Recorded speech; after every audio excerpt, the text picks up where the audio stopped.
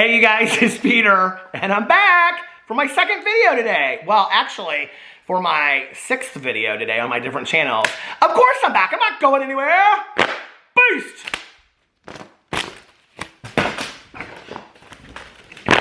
I'm YouTube. Famous now. Available in 2021, the album. Dad. AF. Let me light your candle, cause I went to a party last Saturday night. I didn't get laid, I got in a fight. Kiss me once, blinded by the light. Had my douche and now I'm ready for my Saturday night. How are you guys doing today? A little mega mix over there for you. This is my second drama. Woo! I'm winded from all of my fan tricks. This is my microphone. This is my fan.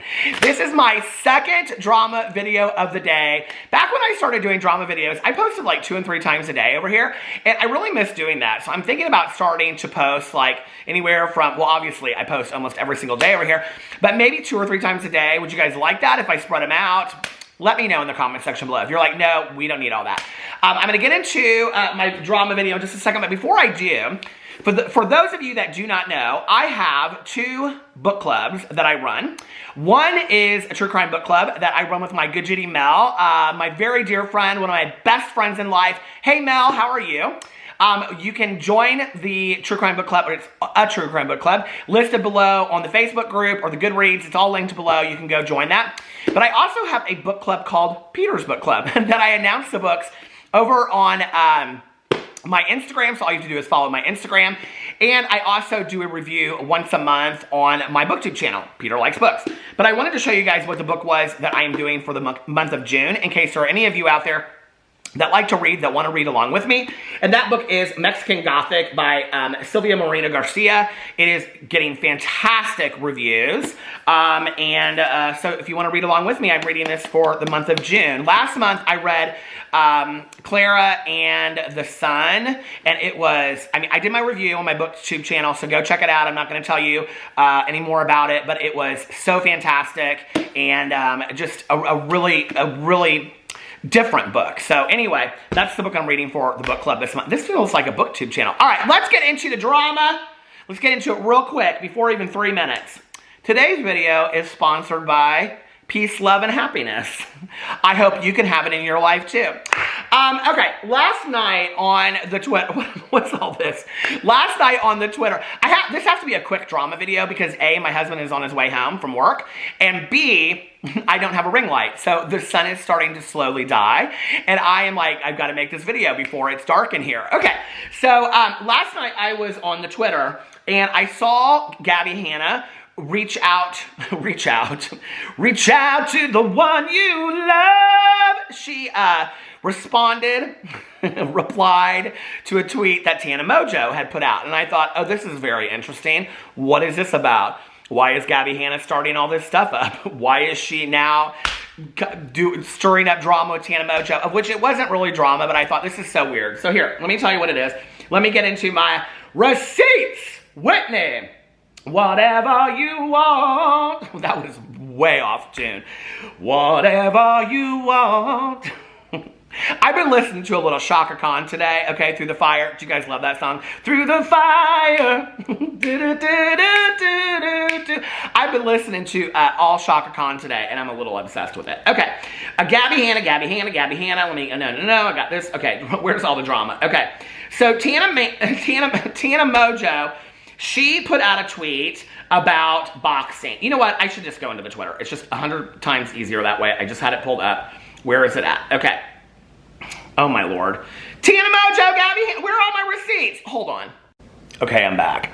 I tried to have all of my receipts lined up, but because I just did another drama video, it was like Jeffrey, Tana, Gabby, Jeffrey, Tana, Gabby, pictures of my dog, Jeffrey, pictures of my front porch to send to my friend. It was like, oh man, I tried my best. Look at that. That's like 3D finger right there. Okay, so Tana Mojo tweeted out. Now, as I was looking at these receipts, I was like, oh, this is very interesting, okay? So Tana Mojo tweeted out 5 days ago. Just got on Gabbie Hanna's radar now, okay? manipulative, calculating, yes. Contrived, absolutely, 100%. Tina Mojo tweeted out 5 days ago, how many $1 million do you think is worth me boxing for? Okay, go. Now, let me just tell you something, okay? And this is just my opinion. You can have your opinion. This is just my opinion. We all have opinions. You have opinions. I have opinions. I scream, you scream, we all scream for opinions. Anyway, we all have opinions, right? My opinion is this. This boxing BS that has started with YouTubers is foolish, okay? It is the most uninteresting thing to me. It is literally like, and isn't it mostly these Paul brothers? What do they do? What do they do for a living? I mean, I know that they have more money than God, right? But what do Logan and Jake Paul really do? Just prank each other and cause problems and fake act like they're dating people and stuff like that? They're so boring. Those Paul brothers are so completely boring. They are like the male equivalent to Charlie and Dixie D'Amelio. I think they are so boring too. Like, who is excited about that show, that reality show? Is it just going to be Dixie and Charlie sitting there looking at each other, coming up with dances for the TikTok? And the parents shopping on all the money that they made off their daughters. How boring. There's my, listen, you said it, I scream, we scream, we all scream for opinions. There's my opinion. But anyway, so I am... That one's probably going to get me into some trouble because I know that people love the D'Amelio twins. I think they're boring. I'm sorry. I think they're boring. And you know, I made a video not too long ago and I said something about Charlie D'Amelio and that I didn't understand, like she was like wanting to quit TikTok because she was like, didn't have the passion for it anymore. And I said, oh, I'm sorry. There are kids out there that are working, you know, 2 jobs after school, doing service work, taking care of their grandparents that they live with, and they're getting straight A's so that they can get into a college and hopefully get a scholarship to make something of their lives, you know what I mean? Like, and then there are other people that I know that are just trying to get by and get their GED, and they're working 3 jobs and all this kind of stuff. Their moms are working 3 jobs to put food on the table for their kids, and on and on and on. And I said this in a video, and somebody commented and said, well, she was getting a lot of hate in the comments because, you know, like, people are really mean on social media. Like, yeah, as if I didn't wake up from that yesterday and realize that it's really hard on social media. Anybody that has been on social media for a day would realize that you get some hate. And do I feel sorry for Charlie D'Amelio and Dixie D'Amelio for getting hate online? Sure, I think it's cruel. I don't believe that anybody deserves that, right? Okay? But check your privilege a little bit, that you got so super famous off of TikTok that you are now have your own reality show on Hulu. You have drinks named after you at Dunkin' Donuts. You are like major makeup brand, face up. I mean, it's on and on and on and on. And you want to say, I lost the passion for it. No, I don't really feel sorry for it. I'm sorry. I feel sorry that they're getting mean comments. I don't think that they deserve mean comments at all. I don't, right? But do I feel sorry that they were handed this unimaginable life that millions and millions of people out there would beg for, right? You know, and you look at all these kids that are busting their butts to just like try to get through high school, that they're still getting mean comments on their social media. They're still having people attack them, right? But they don't have reality shows. They can't go wherever they want to go. They can't do whatever they want to do based on the fact that you're a dancer on TikTok. You know, yeah, I wish these people would be a little bit more grateful. I just, you know, to come out and say, well, I've lost the passion for it. Well, I'm sorry. I'm sorry. I hope that this whole world of yours doesn't ever collapse and that your parents are doing a really good job investing your money. Because when you go out there in the real world and you have to have a job that isn't so easy as making YouTube videos, because it is a very privileged life, okay? And for any YouTuber or influencer out there that tells you it's not and wants to cry like James Charles about how they don't pay him enough money to pay him $100,000 to do some ad for a YouTube video, $100,000 or $50,000 or whatever you're getting paid is somebody's twice maybe their salary in a year that you're making from one video post. It's a blessed life. It's an absolutely blessed life. And for any of us out there that do it on whatever level, we should be so grateful that anybody is entertained by us on any kind of level that we want to do it. Yeah, it totally irritates me. But anyway, let's get to Gabbie Hanna. Another person that irritates me. Another ungrateful person that just feels like the whole world. I'm so irritated by... Woo! I really do feel like I'm in the car with my good Judy Tanya, and we are just Tanya Jean Applestein, prettiest girl I've ever seen. But I get so irritated by these people. I do, you know? I mean, at least on some level, Tina Mojo even though I have my own issues with her not being a very good role model to her young audience, at the same time, at least she just stands over there and smokes weed and hangs out with her friends and, I don't know, smokes weed and hangs out with her friends. It's not like she's coming for people a whole lot anymore, you know? Okay, so anyway, what was interesting was she posted this 5 days ago. How many $1 million do you think is worth me boxing for? Okay, go. Now, I think the boxing thing is stupid. I think it's foolish. I don't care. I don't understand it. Boxing's whatever. I grew up, my dad loved boxing. When I was a little kid, my dad used to take me to the Golden Gloves boxing, put me in a little suit and tie. My dad would have a cigar that he would smoke while we were there. I was probably the only kid there. Probably why it turned out the way that I did. My dad gave me one of those bubblegum cigars. Do you remember those back in the day? And we'd go to the boxing matches, and I thought it was cool because I was with my dad, right? I don't get it. I don't really care. It's not that interesting to me. And it's definitely not interesting to me to see these YouTubers out there that are wanting to box each other. And quite frankly, let's just call it what it is. It's just somebody wanting to throw their dick out and say, who's got the biggest dick? Okay, that's what it is. It's just like, who's the biggest man and all this kind of stuff. You know what, to me, that is so, like, I am so unimpressed by that when people do that. It doesn't say anything about who you are, right? Now, I know that people enjoy boxing and wrestling and all that stuff and have at it. I think it's stupid when these YouTubers are doing it. That's my opinion, okay? And if you don't like it, I appreciate that you have a different point of view, and we can all, you know, agree to disagree over here, but it's whatever. So Gabbie Hanna comes out and she says, my management just hit me up about my boxing rates. Want to go? Okay, so Gabbie Hanna's management company is now worried about her boxing rates. I think enough people would love to see either and both of us knocked in the face, is what she said, okay? So that was interesting, and Tana kind of like responded to it, but like not really. So she retweeted it, and she said, oh, SHI toot, LMFAO. But she didn't say, yes, I'll box you, or no, I won't, blah, blah, blah, blah, blah, whatever, which was really interesting, right?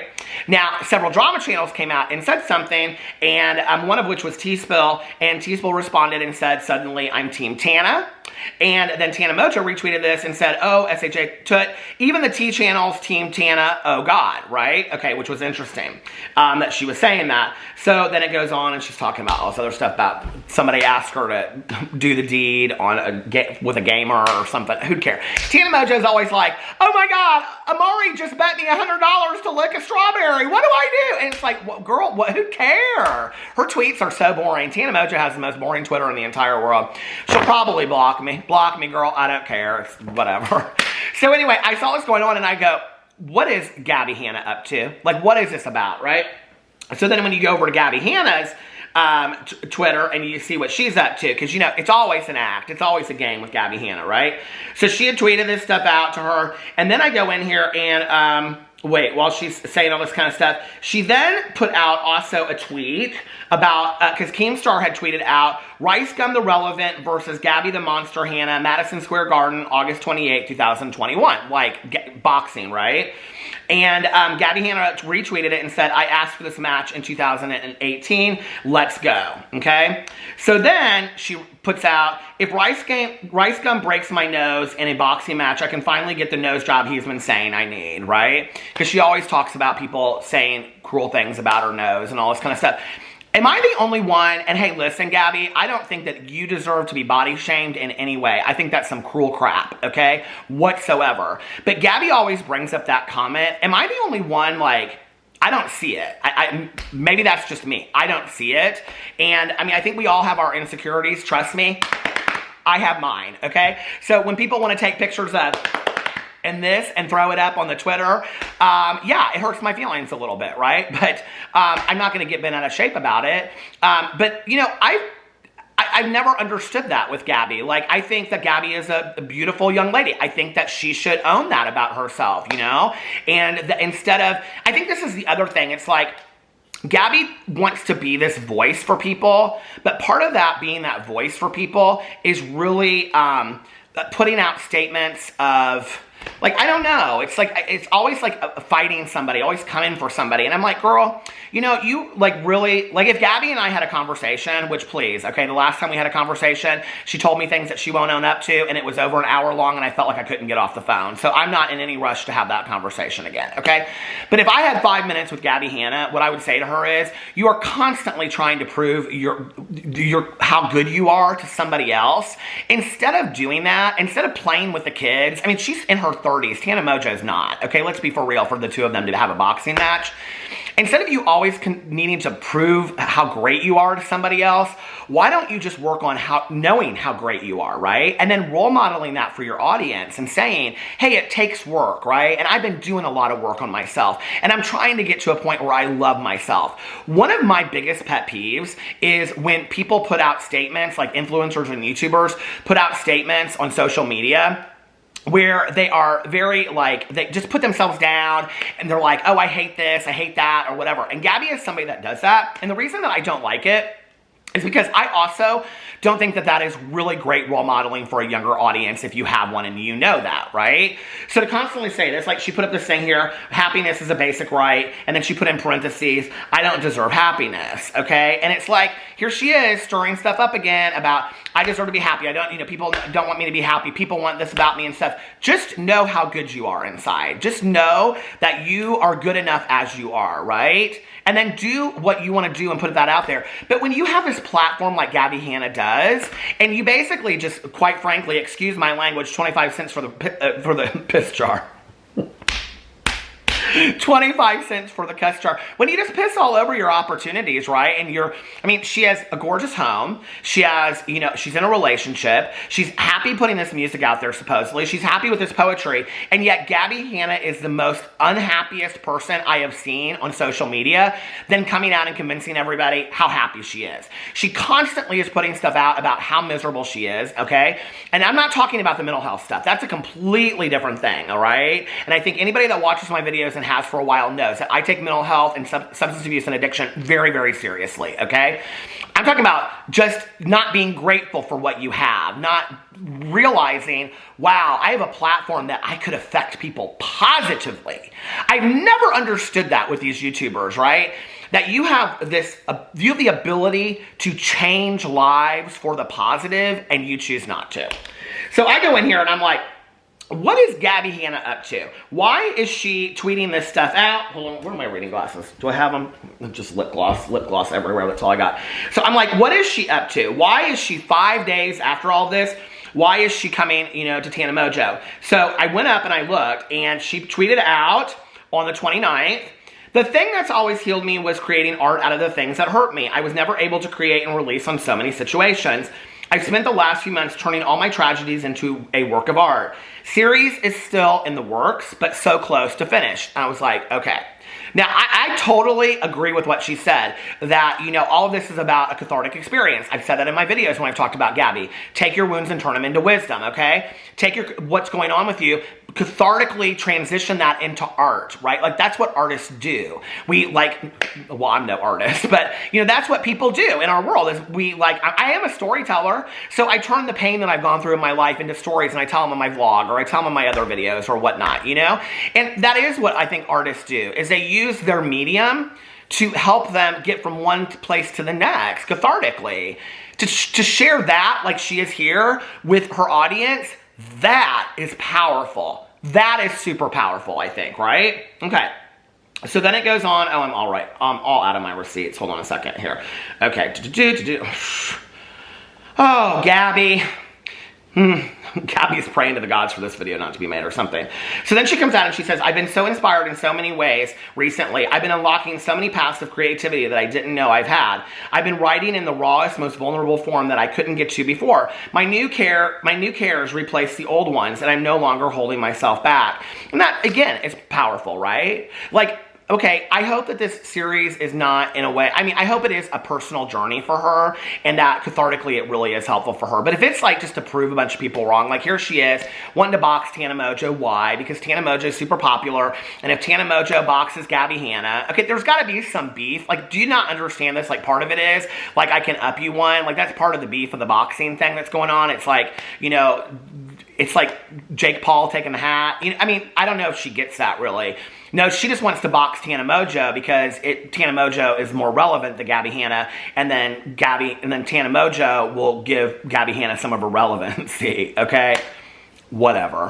The links you're willing to go to for relevancy on the YouTube, which at the same point, I mean, you're the person that said that the one thing you know how to do is go viral. Then go viral. Then make your series go viral. I I would really like to see for Gabbie in the next year, I would really like to see her really stop needing to prove herself to anybody. That would be like what I'd like to see. And you know, when you get to the point of not needing to prove yourself to anybody, you don't need to come out in every tweet and every day and every video say, you know, basically like, I'm a boss bee and I'm not going to prove myself to anybody, and then turn around and defend yourself to everybody, right? And then constantly coming for people and all that. It's like, it doesn't work that way, right? You kind of come into your own and you own that confidence. I wish I had that confidence myself today, you know, but I'm working on it. I'm getting closer to that. You know, it's where you don't need to like point out all the flaws of everybody else and what they did to you and what all that kind of stuff. I don't know why she's not working on getting there. Like, that's what I would like for her, you know? I would love to see that for Gabbie. I'd love to see that for anybody, where cathartically you work through all this stuff. And this is what I've never understood either, right? With not just with Gabbie, but any of these people. You have the money, you have the time, and you have the ability to go and, I mean, you could have 5 therapists, go to some like lodge where you do some like nature retreat, still film videos on the side and post them pre-video, you know, whatever, pre-film and all that kind of stuff, and do all this work on yourself. You know, I mean, if somebody said that to me, I go to all those camps and, you know, get into shape and all that stuff, you know, and mentally get into shape and spiritually get into shape, and I just don't understand it. I think it just seems to me like a lot of these people would like rather sit back and complain about this amazing life that they've been handed, you know, and instead of really realizing what a gift they have and being grateful for that and sharing that journey with other people. And I hope, as evidenced by these tweets that she put out, that maybe that is what the series is going to be about. I really, really hope so. I hope that I can sit down on video. I don't know that I have enough, to be honest with you, enough energy to watch. If it's an hour long, I don't have enough energy to watch 12 hours of Gabbie Hanna. I just don't know that I care enough, honestly. But I hope that I can sit on camera, and I hope I can say, for Gabbie's sake, that I'm really impressed with the journey that she's on, and she seems to have, like, be growing. But this is not evidence of that. When you see, like, those 2 tweets, sure, those are. But the rest of it is all just like, you know, this is the sad thing, okay? There's going to be a day, like, when Trisha talks about, you know, not being relevant and videos not doing as well anymore, you know, in response to Gabbie Hanna, there's going to be the day when you're not going to be the most relevant person on YouTube anymore, and people really aren't going to want to listen to your music, and you fade it out. Some of my favorite people, Taylor Dane, for example, okay? You know, back in the day, she's working pride shows now, small ones, you know, when back in the day, she could book an entire concert hall. It's not the story anymore. Things change, we grow, we get older, you know, we get wrinkles around our eyes, we don't look as great as we used to, and you get a new appreciation for the world that you've been handed, and you become very grateful for it. And sometimes for a lot of us, for like me, it happens really late in life that you get to learn to be truly, truly grateful for everything that you've been handed. I have a life beyond my wildest dreams. I feel so incredibly blessed for the life that I have. I just like to see a little bit more appreciation from the other YouTubers out there. I like them to role model that for the next generation of YouTubers that's coming up. So these YouTubers that are young coming up, like JoJo Siwa to me is somebody that seems so grateful and so thankful for what she's been given. I'd like to see a little bit more of that from maybe the older YouTubers that don't necessarily act that way, you know? And maybe role model that for the next generation of YouTubers that's coming up. Also, so that they can continue to enjoy their lives, because you're not going to sit at getting 1 million to 10 million views a video for the rest of your life. It's just not going to happen. It's just not. So anyway, let me know what you guys think about all that in the comment section below. I love you guys, and I'll see you tomorrow. Bye.